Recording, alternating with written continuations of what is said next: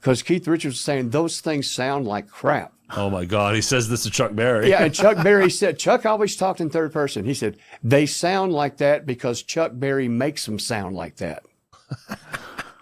End of discussion. Okay, so the things I realized about Chuck, we did the Memphis Beale Street Festival a couple years after that. And here's what Chuck's deal was. Very simple. You could send a limo to the airport to pick him up. He ain't riding in it. He will rent the closest thing to a Cadillac he can find. And that's what he'll follow the limo. Because as he says, when Chuck Berry's ready to leave, Chuck Berry will leave. He didn't want to be dependent on. You got to realize some of the stuff this guy went through in the 50s and early 60s. Man. Sure. I mean, he got screwed over royally. Yeah. So he had a big chip on his shoulder. Big time. Yeah. And so when he walks into the venue, I remember we did him at Sam's Town, and he walks in, and he goes, "Where's my money?" Now he got $30,000 a night, $15,000 in advance, and then $15,000 when he walks in the back door. Well, the entertainment director at Sam's Town hands him a check. And Chuck goes, "That ain't money." They walk through the audience to the cashier's check station, cash the check. He comes back, stuffs 50 in each of his pockets. You go, "Let's go play." Again, he'd been through it. Yeah. He'd been screwed so many times. Yeah. And so a year or so later, we're playing at the Silver Star Casino, and they've got him. It was 1995, I remember. And I learned that you didn't have to be there early for any kind of rehearsal because that wasn't going to happen. So we came in a little bit late, and the production manager is just going ape shit about that. "Why aren't you guys here?" I said, "Is Chuck here?" He goes, "No." I said, "Well, he ain't going to be here." I said, "Look, I ain't trying to tell you what to do." I said, "How you getting him here?"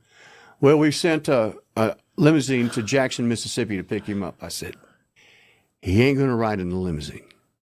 I said, "Here's what's going to happen. He's going to follow the limousine, and when he walks in this back door, he's going to want dead presidents in his hand, not a check." So we're sitting around. All of a sudden, his phone rings, the promoter, and it's the limo driver. "Hey, how you doing?" "Okay, you got Chuck with you, right?" "Oh, really?" "Okay, fine. I'll see when you get here." So the limo driver said, "No, he's following me in a car." He said, "I'm going to go cash the check." So Yes. And I've got pictures of that day. He actually let me tune his guitar. Oh, wow. There you go. Yeah. You built some trust with him. Exactly. Yeah. Exactly. We've done enough shows where he remembered me and he was like, "Yeah, take care of this for me." Have you seen this legendary video of John Lennon and his band with Yoko? Have you seen the look on his face when she starts singing? So Jeff. I've seen it. Oh, you've seen it. Yeah. I've seen it. Anyone that hasn't. So Chuck Berry is one of Lennon's heroes, Yeah. right? So I don't know what show was that? Mike Douglas show. Okay, so it's it's Chuck Berry and the backing band is John Lennon And was some it, guys. And was it the Yoko Ono It band? might have been or- the Plastic Oko band. for Yeah, the most that's part. it. Yeah. So of course, Yoko's up there. Beating on a drum. No business being up there. No. But because of John. Anyways. Yeah.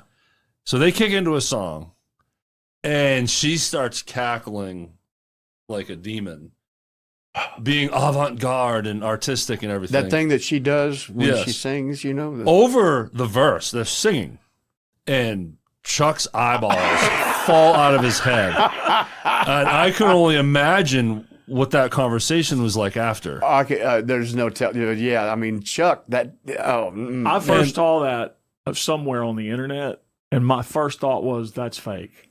No. That's not even real." That's Yoko. You know? Yeah. And yeah, and prior, when I'm seeing this video for the first time, the stories about Chuck being difficult and this, that, and the other thing, and I'm like, he's probably already not enjoying the band, Right. Because there's other guitar players up there, Right.